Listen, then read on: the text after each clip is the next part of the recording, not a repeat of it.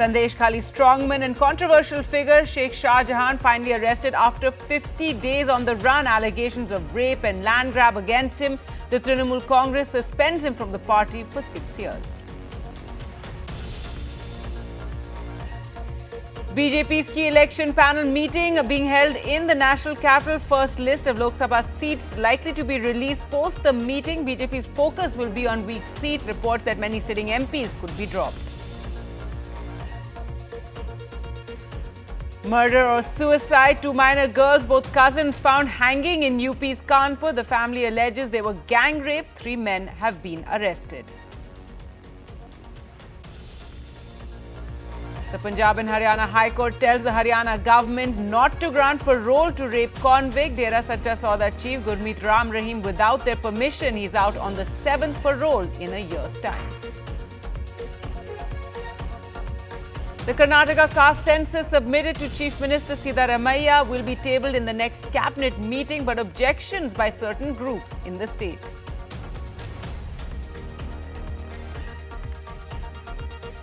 And some good news on the economy. The third quarter GDP data beats estimates. The Indian economy grew at 8.4% in quarter 3.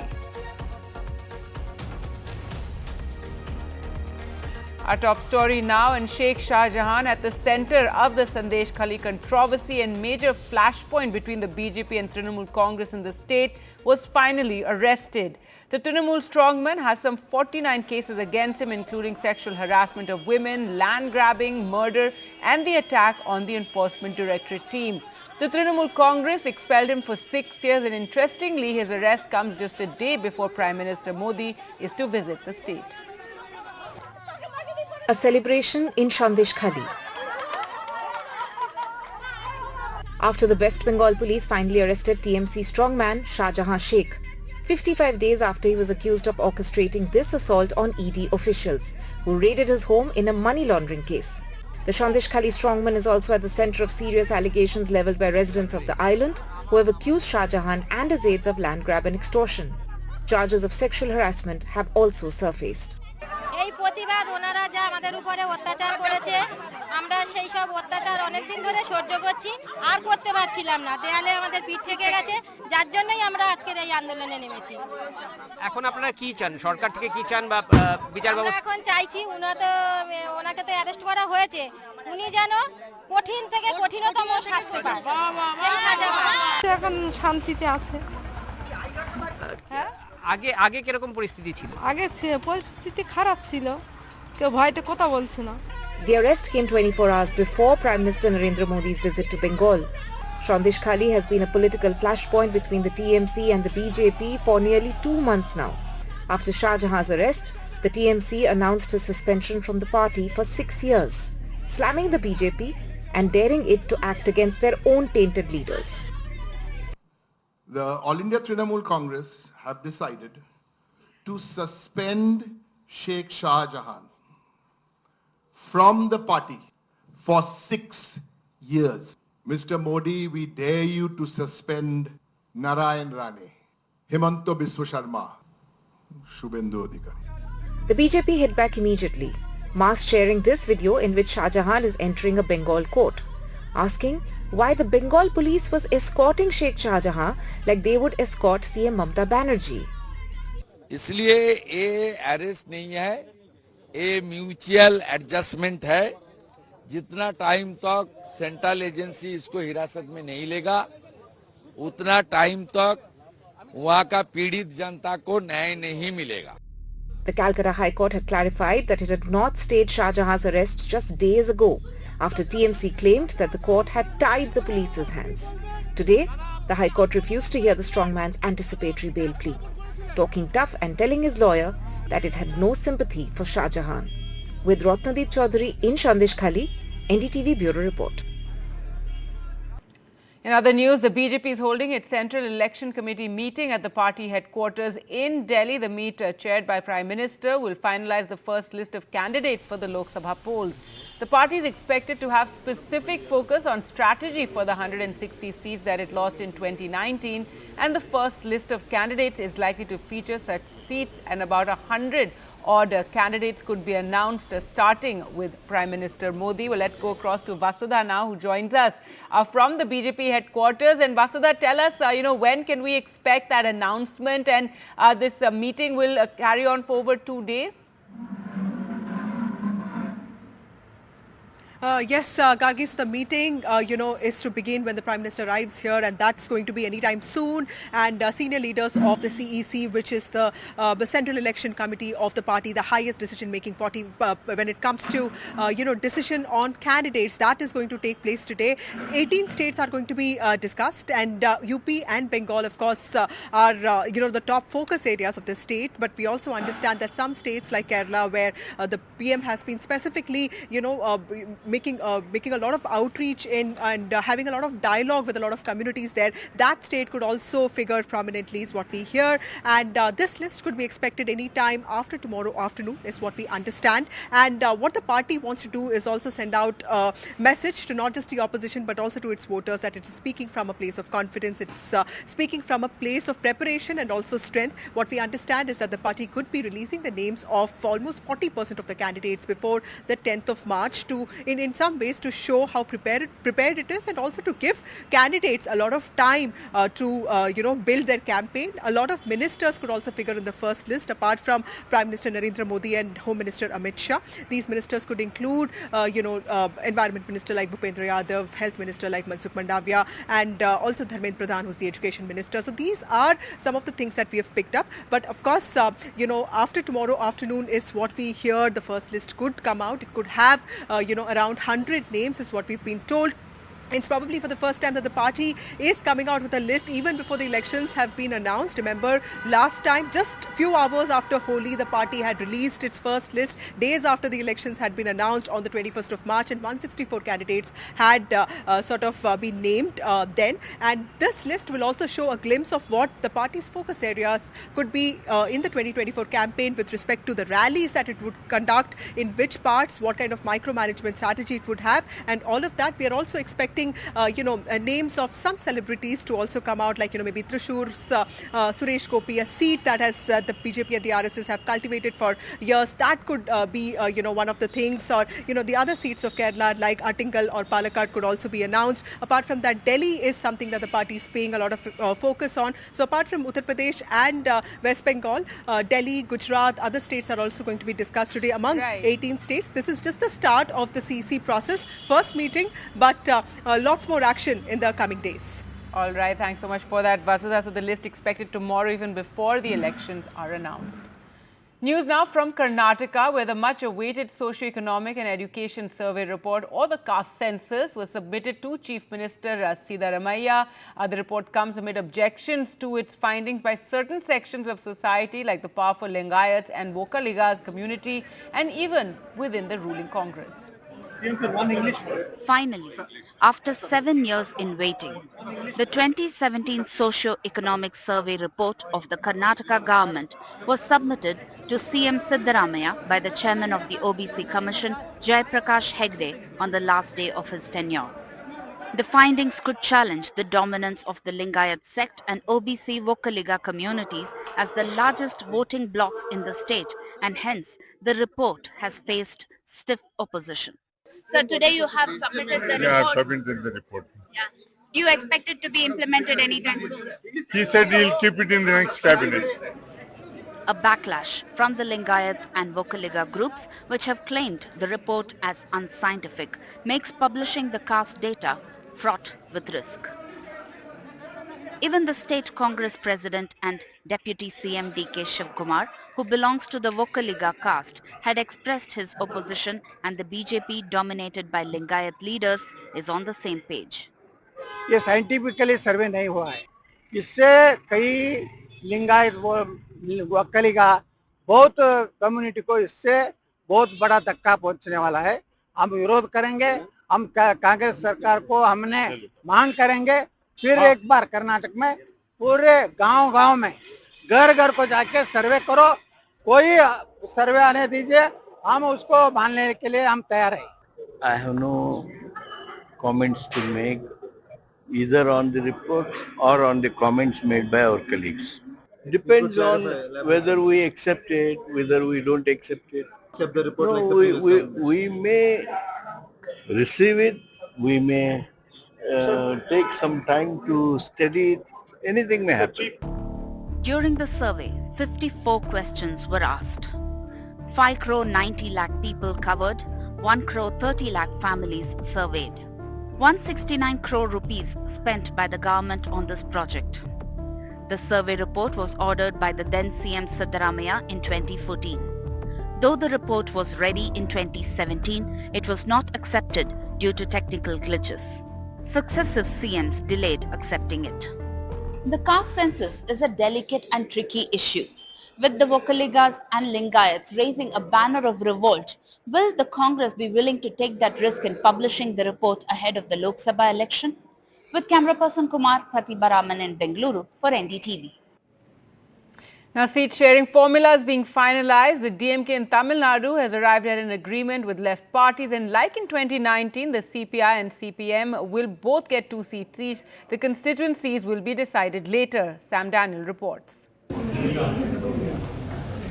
The ruling DMK in Tamil Nadu has sealed the deal with left allies CPI and CPM, giving 2 seats each, repeating the 2019 formula. Which seats the left parties will fight will be decided after talks with the DMK's key ally, the Congress. Already it has allotted a seat each to Muslim League and KDMK, the same seats they had won last time. இந்த தேர்தலில் யாருக்கு எத்தனை தொகுதிகள் எந்த இடங்கள் என்பதை காட்டிலும் நாடு முக்கியம் என்பதை இந்திய கம்யூனிஸ்ட் கட்சி அதற்கு மிகுந்த முக்கியத்துவம் கொடுக்கிறது. அந்த அடிப்படையில் DMK sources say it's offering 7 seats to the Congress. That's 2 less than last time when it fought 9 and won 8. That's why the delay in announcing seat sharing with the National Party. While the Dravidian Party has kept the formidable alliance it forged in the 2019 polls largely intact, actor politician Kamal Hassan is likely to join its fold. Another ally, BCK, wants 3 seats, 1 more than last time. Both the AIADMK and the BJP are wooing PMK and late actor Vijayagant's DMDK, particularly the BJP, left out in the cold without any major allies following AIADMK's exit. In Chennai with Suresh, Sam Daniel, for NDTV. News from Rajasthan, and people with more than 2 children will not be eligible for government jobs. This 1989 law of the state has now got the Supreme Court's approval. The Supreme Court judges said the rule is non-discriminatory and that the objective behind the provision is to promote family planning. The bench upheld the High Court decision in 2022 and dismissed the petition of former soldier Ramji Laljat, who could not join a post-retirement position because of this rule.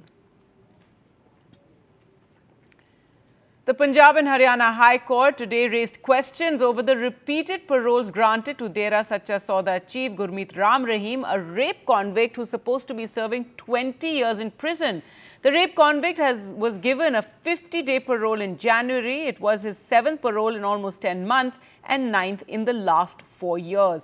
The High Court has directed the Haryana government to ensure the surrender of Ram Rahim on March 10. That is the day his parole is supposed to end, and has also ordered the state government to request the court's permission to grant parole to Ram Rahim the next time. Just a few months ago, he was a hero when 41 miners were rescued in Uttarakhand thanks to the prowess of a team of rat hole miners who brought these trapped men out of a tunnel. But today, he's hopeless with his family and he's without a home. This after the DDA in Delhi demolished his home in a colony for alleged encroachment. Though Vakil Hassan claims he's been targeted and no notice was issued to him. Here's a report.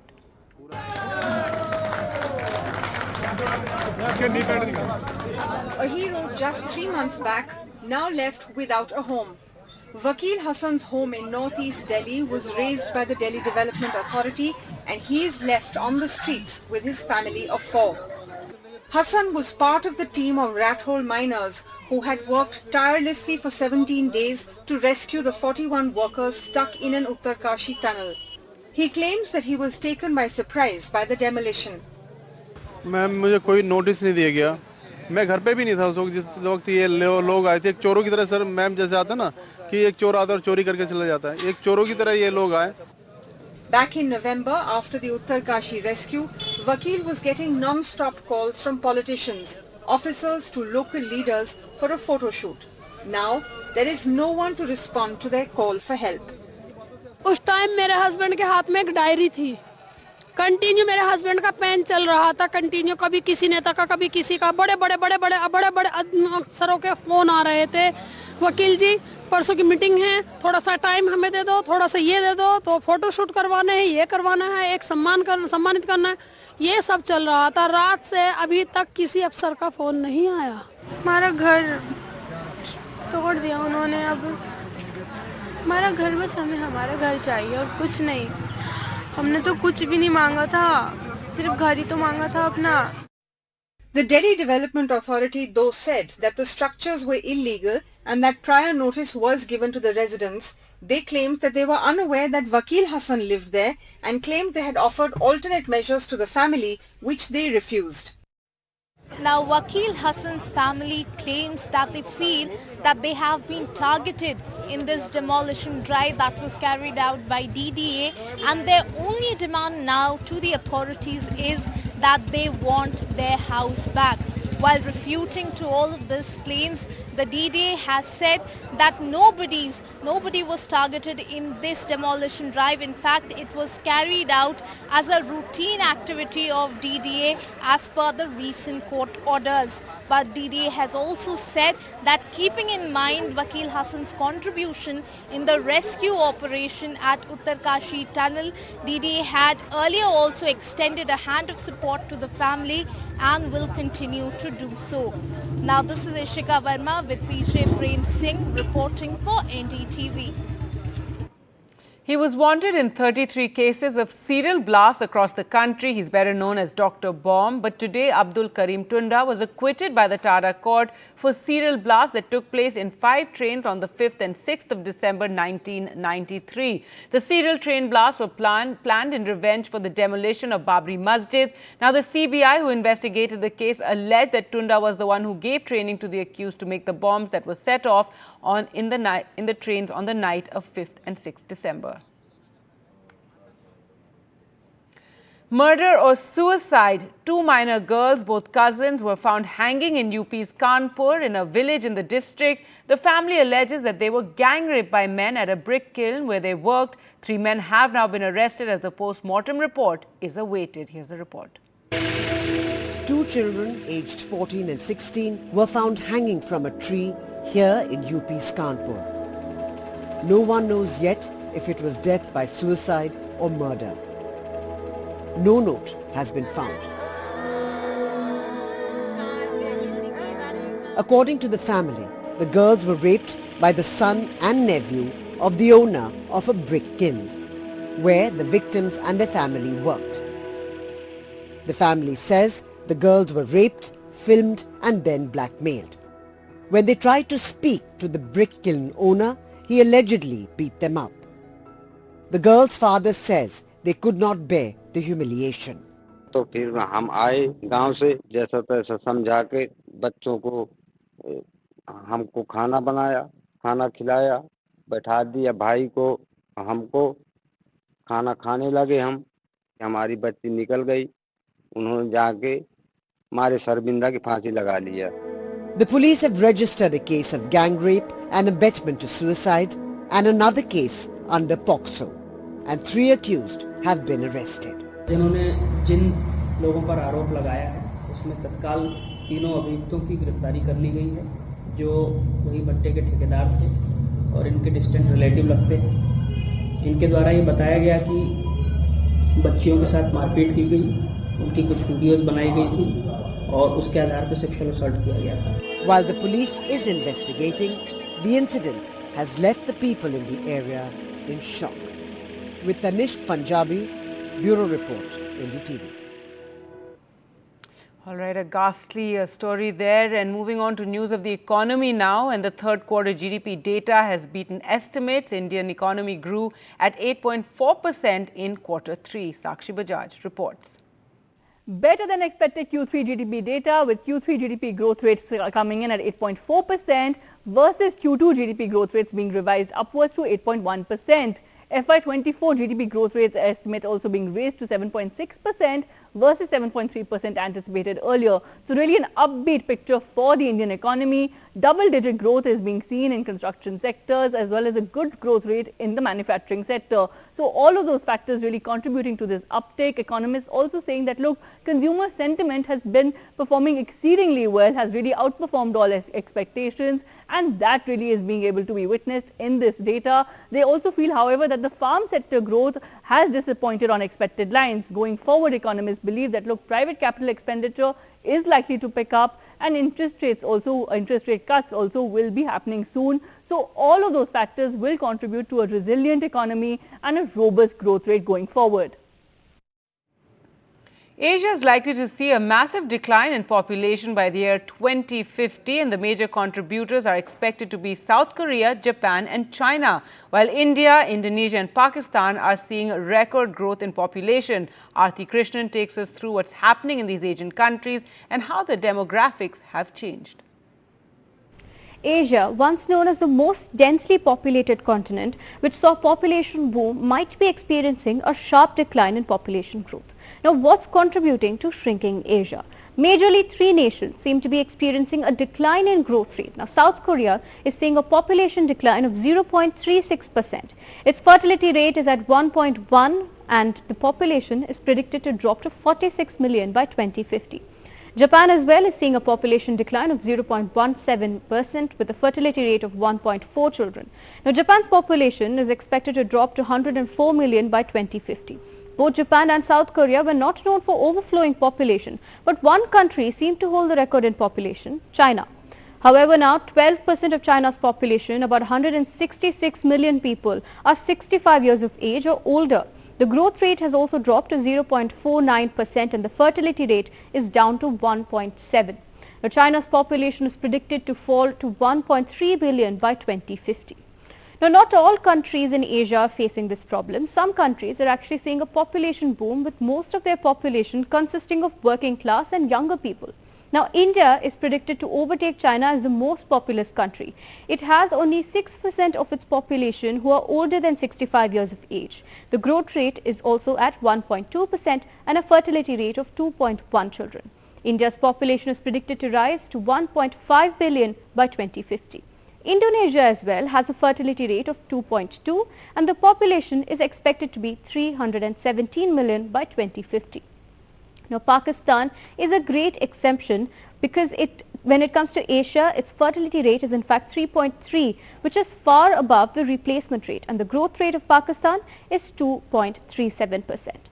Now, when it comes to Asia at this point, it looks like 3 major countries, especially China, South Korea, Singapore as well, and Japan are contributing to a possible shrinking population.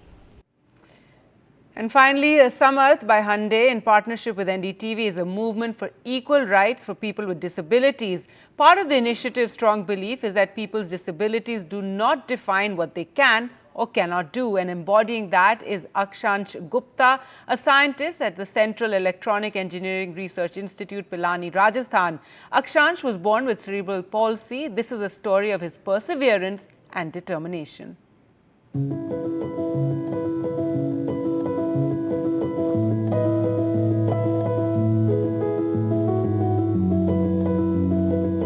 Born with a neurological disease called cerebral palsy, Dr. Akshansh has smashed all possible stereotypes around disability and now works as a scientist in the Council for Scientific and Industrial Research, Pilani. मेरी mother वो हमेशा से कहती है कि अगर मेरा बेटा स्कूलिंग करेगा तो वो नॉर्मल स्कूलिंग ही करेगा. His love for mathematics and science culminated into an M.Tech and a Ph.D. from Jawaharlal Nehru University in 2015. Mathematics is like my world. Through his relentless academic pursuits, Dr. Akshant supervises a group of research students and continues to be an inspiration for many. I am समझ मैं समझ हूँ किसी भी काम को करने के लिए